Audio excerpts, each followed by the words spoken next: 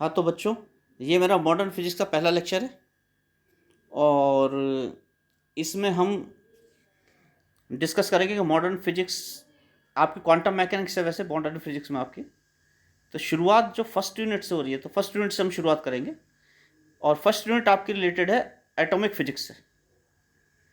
मैंने आपको modern physics का सिलेबस भेज दिया है। मैं आपको दोबारा दिखा देता हूँ इस पे मॉडर्न फिजिक्स का सिलेबस, अगर आपको कुछ डाउट हो तो। अभी खोलते हैं सिलेबस आपका।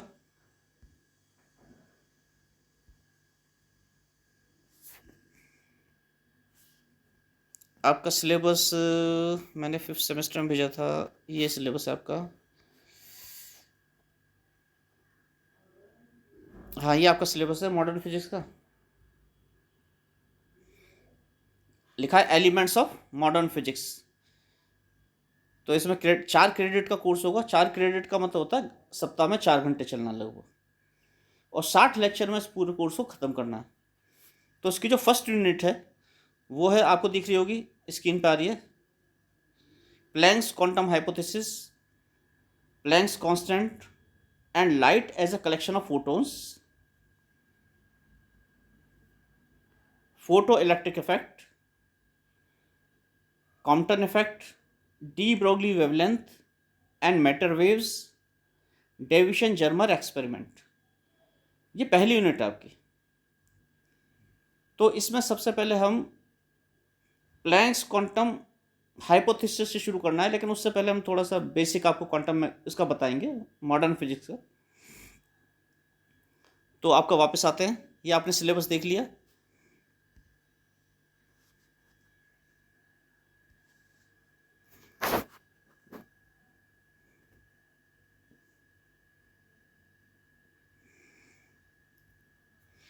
तो आपका ये प्लैंक्स क्वांटम हाइपोथेसिस कब आई? प्लैंक्स क्वांटम हाइपोथेसिस सन 1900 में आई थी, 1900 में। उससे पहले क्या था? उससे पहले आपको पता है, सबसे पहले न्यूटोनियन मैकेनिक्स थी। न्यूटन ने अपने लॉज ऑफ मोशन दिए थे और जिससे फिजिक्स क्या हो रही थी, एक्सप्लेन की थी, फिजिक्स के लॉज एक्सप्लेन किए थे। और वो बहुत क्रांतिकारी मानी गई थी एकदम ना, कि न्यूटन ने नियम दिए हैं और वह क्या कितने कमाल के नियम हैं कि सारी फिजिक्स हम एक्सप्लेन कर रहे हैं। फिर मैक्सवेल की इलेक्ट्रोमैग्नेटिक मैग्नेटिक थ्योरी आई, विद्युत चुंबकीय उसकी तरंगों के बारे में थ्योरी आई मैक्सवेल की। फिर आपकी हीट एंड थर्मोडाइनमिक्स आई। तो इन सबको मिला के ऐसा लगने लगा जैसे फिजिक्स की हम सारी फिजिक्स, कुछ बचा ही नहीं फिजिक्स में अब एक्सप्लेन करने को। हम फिजिक्स के जितने भी फिनोमेना हैं, Newtonian mechanics, Maxwell's electromagnetic theory और थर्मोडाइनमिक्स की हेल्प से सॉल्व कर सकते हैं। ये करीब 17 टू 19 सेंचुरी के बीच में हुआ है सब ना। तो इन सबको मिला के क्लासिकल फिजिक्स कहलाती है। अगर इन सबको एक साथ मिला दिया जाए, कलेक्ट कर लिया जाए, तो उसे कहते हैं क्लासिकल फिजिक्स। तो क्लासिकल फिजिक्स में कई सारे कॉन्सेप्ट्स हैं कि क्लासिकल फिजिक्स में क्या होता है, कि किसी इंस्टेंट पे अगर पार्टिकल की पोजीशन पता है, उस पर लगने वाली फोर्सेस पता हैं, तो उसकी लेटर इंस्टेंट पे, यानी किसी दूसरे समय पे उसकी पोजीशन आप पता कर सकते हैं। उसके फिजिकल क्वांटिटीज़ पता कर सकते हैं कि suppose a body is moving with certain velocity at a particular point, this at time this, so what will be its velocity at another time at that point, ऐसे करके तो आप निकाल सकते हैं। तो ये क्लासिकल मैकेनिक्स कहलाई तीनों की ना। हमें कहाँ से शुरू करना है? क्लासिकल मैकेनिक्स का पढ़ लीजिएगा, मैंने एक्स्ट्रा भी डाल रखा है थोड़ा सा, जिससे आपको थोड़ा सा पता लग जाए, इसका नॉलेज हो जाए। लेकिन हमें कहाँ से शुरू करना है? हमें शुरू करना है प्लैंक्स क्वांटम हाइपोथेसिस से। तो सीधे प्लैंक्स क्वांटम हाइपोथेसिस पर आ जाते हैं। इससे पहले अगर आपको पढ़ना है तो इसका ये वाले सारे नोट्स ये सारे मैं भेज चुका हूँ। दोबारा धीरे धीरे दिखा देता हूँ। ये है आपको, ये है, या आप पढ़ना चाहें तो पढ़ सकते हैं दोबारा। ये नोट्स मैं आपको व्हाट्सएप लिंक पे भेज चुका हूँ।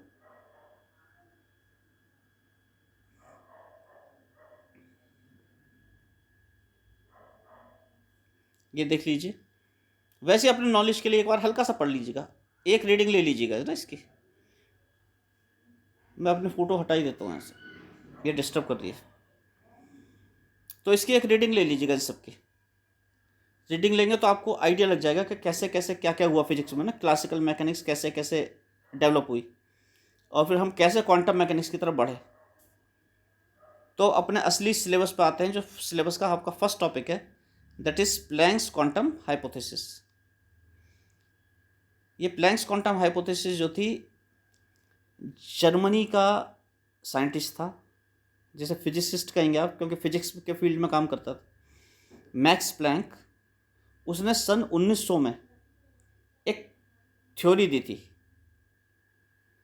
हाइपोथेसिस माने परिकल्पना, तो उसने एक परिकल्पना दी थी, मतलब कुछ एक किसी भी तरह से कुछ चीज़ थ्योरी दे देना सोच समझ के ना, ऐसे सोच के। तो उसने कुछ सोच के कुछ लिखा था, उसके बेस में उसको कुछ नहीं था उसके सेटिस्फाई करने के लिए। ऐसा नहीं था कुछ एक्सपेरिमेंटल रिजल्ट उसे मिले हो उसके बेस पे उसने थ्योरी निकाली हो, ऐसा कुछ नहीं। उसकी ये केवल परिकल्पना थी, सोची हुई चीज़ थी।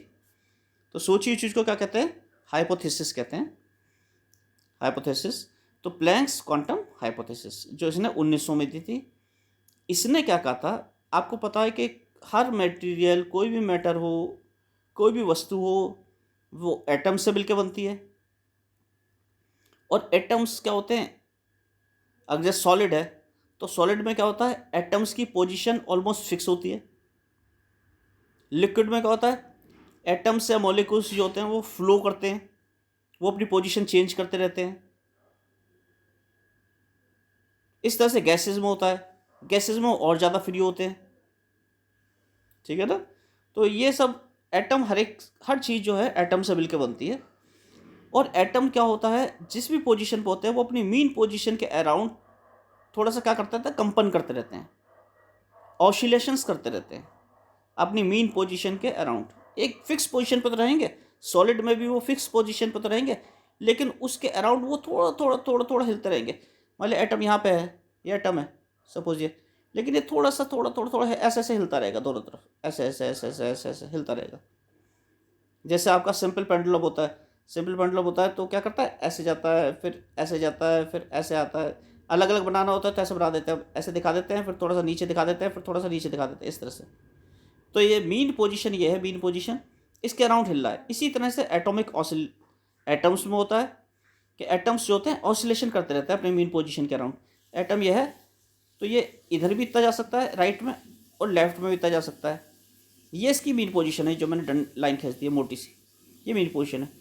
तो ये ऐसे ऐसे ऑसिलेशन करता रहेगा एटम, इसीलिए हम उन्हें क्या कहते हैं, एटॉमिक ऑसिलेटर कहते हैं। और उसी के कारण एनर्जी होती है उसमें, वस्तु में। कोई थर्मल एनर्जी भी हो सकती है और किसी तरह की एनर्जी भी हो सकती है। जैसे एटम्स होते हैं, तो आप किसी सॉलिड को गर्म करना शुरू कर दें तो क्या होता है, उसके एटम्स का ऑसिलेशन बढ़ता जाता है, यानी उसकी थर्मल एनर्जी बढ़ती जाती है। वो मीन पोजीशन से ज़्यादा एनर्जी से इधर उधर जाने लगेंगे। और जब ज़्यादा एनर्जी प्रोवाइड करवा देंगे तो क्या हो जाएगा, मीन पोजीशन छोड़ ही देंगे, तोड़ देंगे मीन पोजीशन को। तब कहते हैं कि वो जो सॉलिड था वो क्या होगा, लिक्विड में कन्वर्ट हो गया, गर्म करते करते करते करते करते। क्यों? वो फ्लो करने लगे, फिर एटम अपनी मीन पोजीशन को छोड़ दिया एटम्स ने। तो इसने एटॉमिक ऑसिलेटर के लिए कहा था प्लैंक्स ने। और इसने क्या कहा था, इसने जो थर्मल रेडिएशन है उसमें फ्रीक्वेंसी डिस्ट्रीब्यूशन के लिए कहा था। थर्मल रेडिएशन माने कोई भी वस्तु अगर गर्म की जाती है तो उसमें से क्या है, रेडिएशन निकलता है, एनर्जी निकलती है। आप रेडिएशन माने एनर्जी समझ लीजिए। तो उस किस तापमान पे कितनी एनर्जी निकल रही है, किस तापमान पे किस फ्रीक्वेंसी की एनर्जी निकल रही है, उसके लिए उसने क्या कहता, वस्तुओं के तापमान को वेरी किया था, टेम्परेचर वेरी किया था, और उससे निकलने वाले रेडिएशन की फ्रीक्वेंसी का अध्ययन किया था। तो उसने उसके बेस पे कुछ नियम बनाए या फॉलो किए, और उसे कहा गया कि वो क्लासिकल मैकेनिक्स को क्या थे, अगेंस्ट थे क्लासिकल मैकेनिक्स के।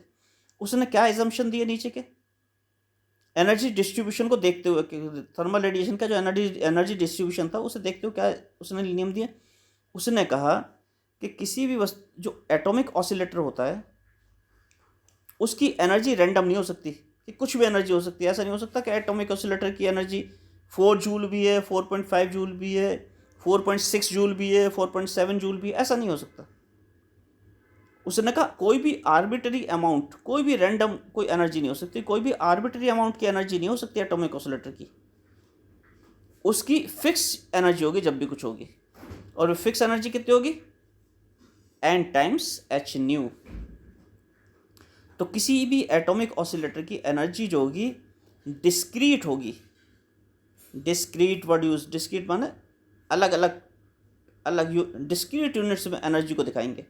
और कितनी होगी, n times h new, n multiplied by h new. यहाँ पे n क्या है, n कोई भी इंटीजर है, पॉजिटिव इंटीजर है। और न्यू क्या है, फ्रिक्वेंसी है ऑसिलेशंस की। यानी एक ऑसिलेशंस कौन सा, जो एटॉमिक ऑसिलेटर, ये जो एटम था मैंने गोल सा बनाया था, ये ऐसे ऐसे जा रहा है, ऐसे ऐसे जा रहा है, ऐसे ऐसे जा रहा है, तो इसके ऑसिलेशंस की फ्रिक्वेंसी, यानी 1 सेकंड में कितने ऑसिलेशंस करता है ये, वो फ्रिक्वेंसी ऑसिलेशन की। और h जो कांस्टेंट इन्होंने लगाया था वो प्लैंक्स कांस्टेंट था, वो प्लैंक्स कांस्टेंट कहलाया। तो इन्होंने कहा किसी भी एटॉमिक ऑसिलेटर की जो एनर्जी होगी वो डिस्क्रीट यूनिट्स में होगी, h n times h new होगी। इसका मतलब E1 कितनी हो सकती है, या तो उसकी एनर्जी h न्यू होगी, या उसकी एनर्जी 2h न्यू होगी, या उसकी एनर्जी 3h न्यू होगी। किसकी एनर्जी की बात कर रहे हैं, उस रेडिएशन की एनर्जी की बात कर रहे हैं जिस रेडिएशन की फ्रीक्वेंसी क्या है, न्यू है। तो जो न्यू रेडिएशन, जो न्यू फ्रीक्वेंसी का रेडिएशन निकल रहा है उसमें टोटल एनर्जी या तो h न्यू होगी, या 2h न्यू होगी, या 3h न्यू होगी उस एटॉमिक ऑसिलेटर की, जिससे वो रेडिएशन निकल रहा है। और ये भी बात ध्यान रखना कि जब हम किसी चीज़ को गर्म करते हैं ना, तो उसमें जो एटम होते हैं वो ऑसिलेशंस करने लगते हैं। यानी चार्ज पार्टिकल क्या करता है, ऑसिलेट करता है, चार्ज जो है ऑसिलेशन करता है। तो उस ऑसिलेशन से क्या होता है, रेडिएशन निकलता है, एनर्जी निकलती है, एनर्जी रिलीज होती है। तो उस एनर्जी को, वो energy n times h new होती है। और h यहाँ प्लैंक्स कांस्टेंट होता है, जिसकी वैल्यू 6.62 इंटू 10⁻34 SI यूनिट्स में होती है, या MKS यूनिट्स भी कह सकते हैं। और जो जूल सेकंड आएगी, जूल सेकंड तो होगी क्योंकि h न्यू जो है, n जो है कॉन्स्ट नंबर है, उसकी यूनिट कोई होगी नहीं। तो न्यू की यूनिट क्या होगी, h की यूनिट क्या होगी, e की यूनिट डिवाइडेड बाई न्यू की यूनिट, तो जूल सेकंड आएगी। जैसे आप क्या करेंगे, h की यूनिट क्या होगी, h की यूनिट क्या होगी, e की यूनिट डिवाइडेड बाई न्यू की यूनिट। और न्यू की यूनिट क्या होती है, सेकंड इनवर्स, यानी 1/2, और ई की यूनिट होती है जूल, तो जूल डिवाइडेड बाई 1/2 यानी जूल सेकंड। ये तो जूल सेकंड इसकी यूनिट आ गई। दूसरा इसने क्या कहा था, इसने कहा था एटॉमिक ऑसिलेटर जो भी होगा, यानी किसी भी चीज़ को अगर आप एनर्जी देंगे, या किसी भी चीज़ में से अगर एनर्जी निकलेगी, तो वो ऐसा नहीं हो सकता किसी भी अमाउंट की निकल जाए, 1 जूल निकल जाए, 1.5 जूल निकल जाए, 3 जूल निकल जाए, 3.5 जूल निकल जाए, 4.5 जूल निकल जाए, ऐसा नहीं हो सकता।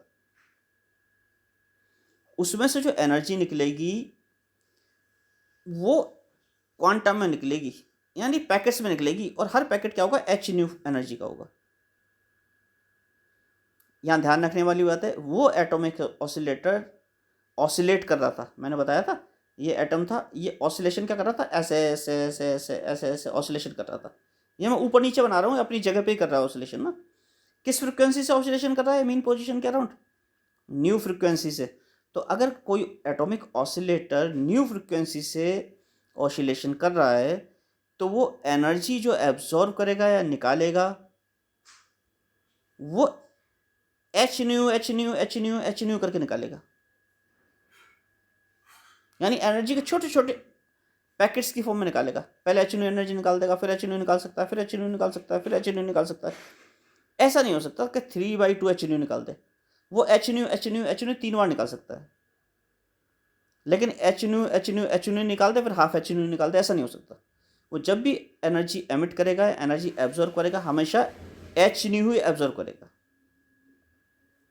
ये प्लैंक्स क्वांटम हाइपोथेसिस थी।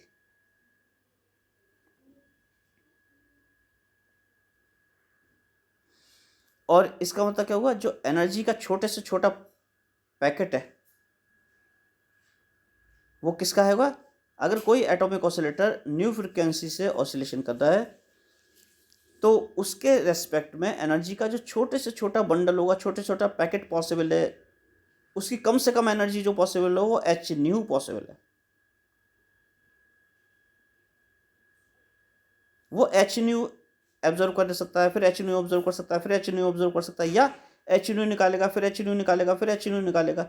वो कंटिन्यूस एनर्जी नहीं निकाल सकता, वो डिसकंटिन्यूस मैनर में क्या करेगा, एब्जॉर्व करेगा।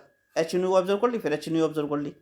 ऐसा नहीं कि लगातार एब्जॉर्व होती जा रही है कि उसने 0.1 एच न्यू कर ली, फिर उसकी एनर्जी 0.2 एच न्यू हो गई, फिर 0.3 एच न्यू हो गई, एब्जॉर्व करता जा रहा है एनर्जी को लगातार लगातार लगातार, फिर 0.4 एच न्यू हो गई। ऐसे नहीं, वो डिसकंटिन्यूस मैनर में क्या करेगा, एनर्जी एब्जॉर्व करेगा या निकालेगा। यही प्लैंक्स क्वांटम हाइपोथेसिस कहलाती है। यहाँ पे लिखा है प्लैंक्स क्वांटम हाइपोथेसिस कहलाती है। और यही बेस था क्वांटम फिजिक्स के बर्थ का, यहीं से क्वांटम फिजिक्स की शुरुआत हुई थी। तो जो प्लैंक्स ने क्वांटम हाइपोथेसिस दी थी वो बहुत इंपॉर्टेंट थी। किस केस में, माइक्रोस्कोपिक पार्टिकल्स जो फिनोमिना दिखा रहे थे उन्हें एक्सप्लेन करने में बहुत कारगर सिद्ध हुई। और जो एन था यहाँ पे, एन क्वांटम नंबर कहलाता है, एन। तो एनर्जी क्या हो गई, पैकेट्स में हो गई, इसलिए एटम्स क्या कहलाते हैं, क्वांटाइज कहलाते हैं। एटम्स की एनर्जीज क्या कहलाती है, क्वांटाइज कहलाती है।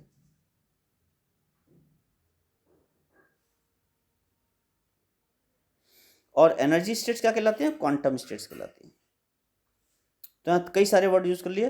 प्लैंक्स क्वांटम हाइपोथेसिस तो वो हो गई जो अभी तक एक्सप्लेन की है कि किसी की energy n h time h, किसी भी एटॉमिक ऑसिलेटर की एनर्जी एन एच न्यू हो सकती है, और वो एब्जॉर्ब या एमिट कितना करेगा, एच न्यू करेगा। एन क्या है, क्वांटम नंबर है, इसलिए वो डिस्क्रीट एनर्जी एब्जॉर्ब कर सकता है, डिस्क्रीट ही निकाल सकता है। तो उसकी एनर्जी स्टेट्स क्या कहलाएंगी, क्वांटाइज कहलाएंगी।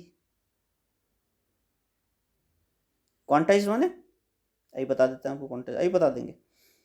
और उसकी एनर्जी स्टेट्स क्या कहलाएंगी, क्वांटम स्टेट्स कहलाएंगी, जैसे इसने चित्र में दिखा रखी है। यहाँ बेटर होता अगर ये दिखा देते हैं हम, यहाँ पे हम लिख दें E1, यहाँ पे लिख दें E2, यहाँ पे लिख दें E3, ये हो गया E1 E2 E3।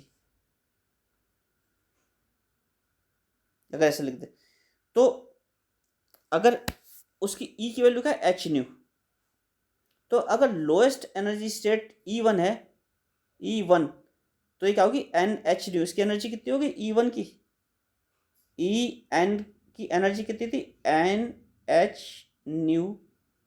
मैंने एन लगा दिया, ई के नीचे एन लगा दिया ये दिखाने के लिए, क्योंकि ई किस पे डिपेंड कर रहा है, एन पे डिपेंड कर रहा है। तो E equal to N H nu ना लिख के मैंने लिख दिया E N equal to H nu. तो ई वन क्या हो जाएगा, ई वन हो जाएगा एच न्यू।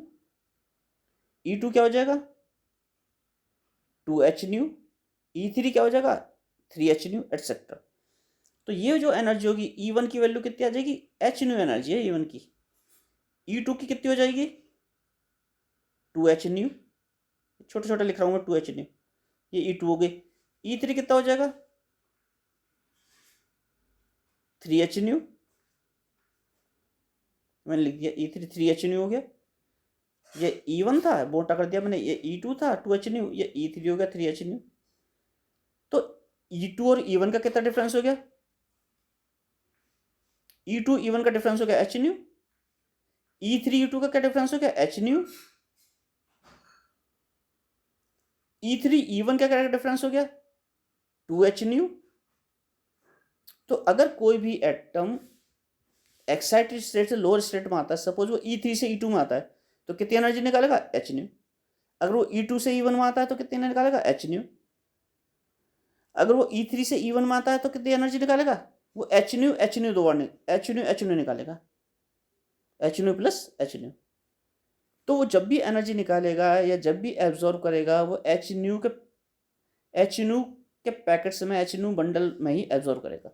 जैसे वो एब्जॉर्ब एनर्जी, सपोज वो E1 स्टेट में था, सपोज कोई ये E1 स्टेट में था, E1 में E1 की एनर्जी एच न्यू, E2 की एनर्जी है 2h न्यू।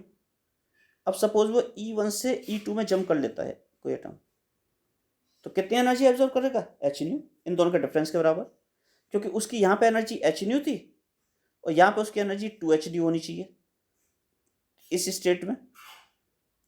ऐसा नहीं होता कि लाइन खिंची हुई है एटम के अंदर लाइन खिंची हुई है, तो या उसमें गोल गोल लाइन खिंची हुई है एटम में, जैसा आप पढ़ते हैं तो के शेल में, एल शेल में, एन शेल में, ऐसे आप पढ़ते हैं ना, ये न्यूक्लियस है, फिर के में घूम रहा है, फिर एल में घूम रहा है, फिर एम में। ऐसा नहीं होता कि लाइन खिंची हो बिल्कुल लाइन पे घूमे जा रहा है, ऐसा नहीं होता। इसका मतलब होता है कि कुछ इलेक्ट्रॉन की एनर्जी कम होगी तो उसे हम मान लेते हैं के शेल में होंगे, कुछ इलेक्ट्रॉन्स की एनर्जी उससे ज़्यादा होगी, कुछ इलेक्ट्रॉन्स की एनर्जी उससे ज़्यादा होगी तो हम मान लेंगे एल शेल में होगा। वो कहीं भी घूम सकता है एटम में, बस उसकी एनर्जी ज़्यादा है तो हमने उसे मान रखा है कि वो एल शेल में होगा। कुछ की और ज़्यादा होगी तो हम मान लेंगे एम शेल में होगा, इस तरह से।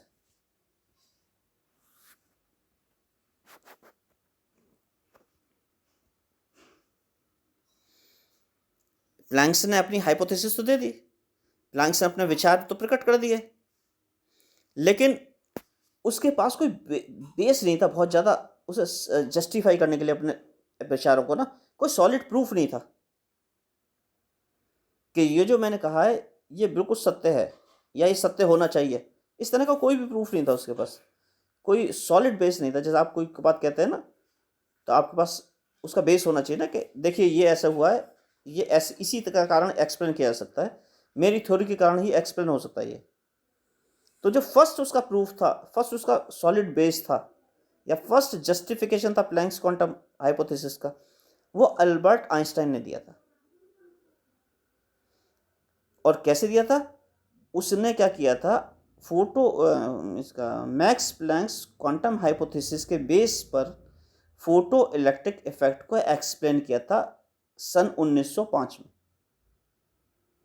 उसने इनफैक्ट 1905 में उसने 4 रिसर्च पेपर पब्लिश किए थे, जिसमें से एक थ्योरी ऑफ रिलेटिविटी पे भी था, 2 थ्योरी ऑफ रिलेटिविटी पे थे, एक फोटो इलेक्ट्रिक इफेक्ट पे भी था सन 1905 में आइंस्टाइन ने।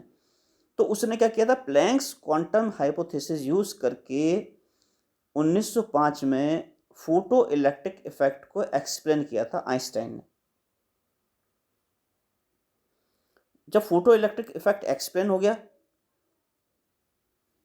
क्योंकि जो क्लासिकल मैकेनिक्स थी, या जो मैंने शुरू में स्किप कर दिया था ना पार्ट, उसमें लिखा हुआ था कि जो क्लासिकल मैकेनिक्स थी, क्लासिकल मैकेनिक्स क्या थी, Newtonian mechanics, Maxwell's electromagnetic theory और हीट एंड थर्मोडाइनमिक्स, ये सब मिला के जो क्लासिकल मैकेनिक्स थी, ये कुछ फिनोमेना ऐसे थे जो बाद में डिस्कवर हुए थे, उन्हें एक्सप्लेन नहीं कर पा रही थी। जिनमें से एक फिनोमेना था फोटो इलेक्ट्रिक इफेक्ट, दूसरा था कॉम्पटन इफेक्ट, तीसरा था लाइन स्पेक्ट्रा, और भी कई सारे फिनोमेना थे, ब्लैक बॉडी रेडिएशन था। तो ये सब, ब्लैक बॉडी रेडिएशन में भी अल्ट्रावायलेट कैटास्ट्रॉफ था। तो ये जब सारी प्रॉब्लम्स थी तो क्लासिकल मैकेनिक्स सक्सेसफुल इनका एक्सप्लेनेशन नहीं दे पा रही थी। ये अभी फोटो इलेक्ट्रिक इफेक्ट हम डिस्कस करेंगे तो आपको पता लगेगा कि classical mechanics photo electric effect को एक्सप्लेन करने में कैसे फेल हुई, और फिर प्लैंक्स क्वांटम हाइपोथेसिस के बेस पर आइंस्टाइन ने किस तरह से फोटो इलेक्ट्रिक इफेक्ट को कंप्लीटली एक्सप्लेन किया। और जो क्लासिकल मैकेनिक्स फेल हो गई थी, उससे जिन जिन चीज़ों को क्लासिकल मैकेनिक्स एक्सप्लेन नहीं कर पा रही थी, फोटो इलेक्ट्रिक इफेक्ट में कुछ फिनोमेना ऐसे थे, उन फिनोमेनास को इसने एक्सप्लेन किया आइंस्टाइन ने। तो सन 1918 में ये मैक्स प्लैंक्स को नोबेल प्राइज दिया गया फिजिक्स का। 1901 में नोबेल प्राइज किसे मिला था? रॉन्सन को मिला था for the discovery of X rays. 1901 से मिलने शुरू हुए थे नोबेल प्राइज। 1918 में किसे मिला? मैक्स प्लैंक को मिला था। और किसके लिए? प्लैंक्स क्वांटम हाइपोथेसिस के लिए और उसका कंट्रीब्यूशन जो फिजिक्स में था उसके लिए। आइंस्टाइन ने 1905 में क्वांटम हाइपोथेसिस यूज करके फोटो इलेक्ट्रिक इफेक्ट एक्सप्लेन कर दिया था। तो आइंस्टाइन को भी 1921 में नोबेल प्राइज मिला था। आइंस्टाइन को भी स्पेसिफिकली अपने फोटो इलेक्ट्रिक इफेक्ट के एक्सप्लेनेशन के लिए। क्वांटम हाइपोथेसिस या क्वांटम मैकेनिक्स या जो मैक्स प्लैंक की हाइपोथेसिस, जो क्वांटम हाइपोथेसिस, वो किस तरह से एक्सप्लेन की जा सकती है? कुछ इन चित्रों से। जैसे कोई आदमी मान लो ऊपर चढ़ रहा है, ऊपर चढ़ना है किसी आदमी को, किसी हाइट पे पहुंचना है। एक तो वो ऐसे हिल पे चढ़ा जाए सीधा, ये हिल है, इस पे चढ़ जाए, तो देखो हिल पे वो कहीं भी कदम रख सकता है। वो यहाँ भी कदम रख सकता है, वो यहाँ भी कदम रख सकता है, वो इन दोनों के बीच में भी रख सकता है, वो यहाँ भी रख सकता है, वो यहाँ भी रख सकता है, यहाँ भी रख सकता है, वो इतने इतने गैप छोड़ के भी कर सकता है, वो इनके बीच में भी रख सकता है। तो अगर हम एच की वैल्यू देखें, स्मॉल एच यानी हाइट की, ये इस पॉइंट के लिए जैसे एच की वैल्यू देखें, मान लिया आदमी यहाँ पे है, तो इसके लिए हाइट कितनी है? जमीन से ये है। अगर आदमी का कदम यहाँ होता तो उसकी हाइट यहाँ होती, अगर इन दोनों के बीच में होता तो हाइट ये होती, अगर यहाँ होता तो यहाँ होती। तो आदमी कहीं भी पैर रख सकता है, यानी उसकी हाइट, उसके लिए हाइट कहीं भी कुछ भी हो सकती है। हाइट की कोई भी ऐसी पॉसिबल वैल्यू नहीं है जो वो एच अचीव ना कर पाए। यानी कि हाइट की वैल्यू 1 मीटर भी हो सकती है, उसकी हाइट की वैल्यू 10 मीटर भी हो सकती है, हाइट की वैल्यू 10.1 मीटर भी हो सकती है, हाइट की वैल्यू 10.2 मीटर भी हो सकती है। यानी एच की कुछ भी वैल्यू पॉसिबल है, आदमी कहीं भी कदम रख सकता है अगर वो ऐसे सीधे सीधे पहाड़ पर चढ़ रहा है। तो अगर वो एच की कोई भी वैल्यू पॉसिबल है तो एम जी एच की भी कोई भी वैल्यू पॉसिबल है। अरे यार सॉरी, ये नीचे आ गया। तो एम जी एच की भी कोई भी वैल्यू पॉसिबल है। और एम जी एच क्या होता है? एनर्जी। इट मीन्स जो आदमी है जो पहाड़ पे सीधे सीधे चढ़ रहा है, उसकी एनर्जी कुछ भी हो सकती है। ऐसी एनर्जी की कोई वैल्यू पॉसिबल नहीं है जो वो एनर्जी अचीव नहीं कर सकता, क्योंकि एच की कोई भी वैल्यू हो सकती है। यानी कि गेन कितना है एनर्जी का? कुछ भी। वो कुछ भी, कोई भी अमाउंट ऐसा नहीं है एनर्जी का जो गेन ना कर सकता हो। ऊपर चढ़ता जाएगा, गेन होता जाएगा। इसे कहते हैं कॉन्टिन्यूस एनर्जी, कि कॉन्टिन्यूस एनर्जी गेन कर सकता है वो। लेकिन अगर इसी में हमने पहाड़ पे क्या कर दिया, अगले फिगर में दिख रहा है स्टेयर्स बना दी। आपने इस तरह से स्टेयर्स बना दी और ये दिख रहा है दो स्टेयर्स के बीच में हाइट कितनी है? एच। तो आदमी या तो यहाँ खड़ा होगा, या यहाँ खड़ा होगा, या यहाँ खड़ा होगा, या यहाँ खड़ा होगा, या यहाँ खड़ा होगा, या यहाँ खड़ा होगा।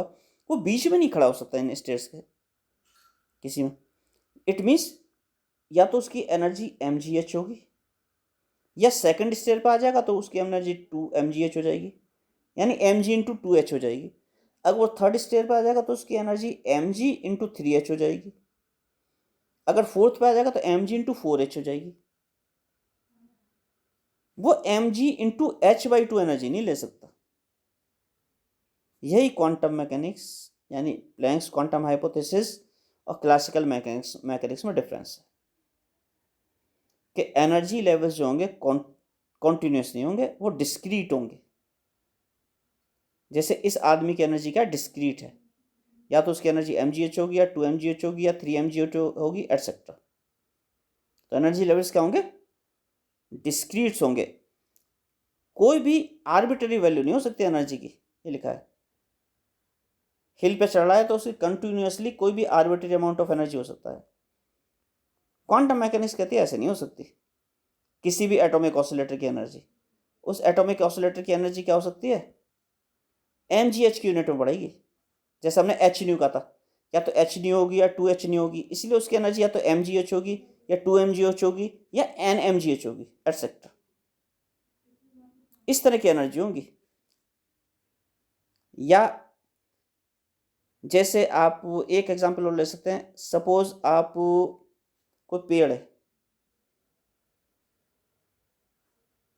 ये पेड़ है, इसमें आम लगे हुए हैं। अब मैं छोटा सा आम तो बना नहीं पाऊंगा, इस पर सपोज बहुत सारे आम लगे हुए हैं, कुछ आम इस तरह का होता है शेप में ना, छोटा सा, इस तरह बहुत सारे आम लगे हुए हैं सपोज, पूरा पेड़ आमों से भरा हुआ है। और आपने क्या किया, यहाँ पे आए, आप यहाँ पे आए और आपने इस पेड़ को पकड़ के, और इस पेड़ को पकड़ के आप इसे हिलाने लगे खूब जोर जोर से। तो आप जितनी जोर से हिलाएंगे इस पेड़ को, आप किसी भी अमाउंट से हिला सकते हैं, कितना भी बड़ा झटका दे सकते हैं। आप जितनी जोर का झटका इसे देंगे पेड़ को, उतने ज़्यादा आम झड़ेंगे पके हुए। ये होगी क्लासिकल मैकेनिक्स, ये भी मैं आगे समझाऊंगा। और अगर आप क्या करें, दूसरा आदमी आया और इसने क्या किया, इसने एक पत्थर लिया और पत्थर लेके एक आम पे मार दिया, इस आम पे मार दिया, तो केवल एक आम गिरेगा, जिस आम पे पत्थर मारेगा वही आम गिरेगा। ये हो गई क्वांटम मैकेनिक्स। और यही फोटो इलेक्ट्रिक इफेक्ट होता है। Classical mechanics photo electric effect को कैसे एक्सप्लेन करती है कि आप पेड़ हिला रहे हैं और इलेक्ट्रॉन निकल रहे हैं। सपोज इस पेड़ पे इलेक्ट्रॉन लगे हुए हैं, तो आप पेड़ हिला रहे हैं तो इलेक्ट्रॉन गिर रहे हैं। और क्वांटम मैकेनिक्स कहती है कि ऐसे पेड़ हिलाने से इलेक्ट्रॉन नहीं गिरेंगे, और आप क्या करेंगे, एक पत्थर मारेंगे तो यानी कोई एनर्जी एच न्यू फोटोन मारेंगे, तो जिस इलेक्ट्रॉन पर मारेंगे वही इलेक्ट्रॉन गिरेगा। ये हम डिटेल में अभी एक्सप्लेन करेंगे। तो ये फर्स्ट इंट्रोडक्टरी लेक्चर था, इसे हम यहीं समाप्त कर रहे हैं। इसके आगे नेक्स्ट लेक्चर में डिस्कस करेंगे आपसे।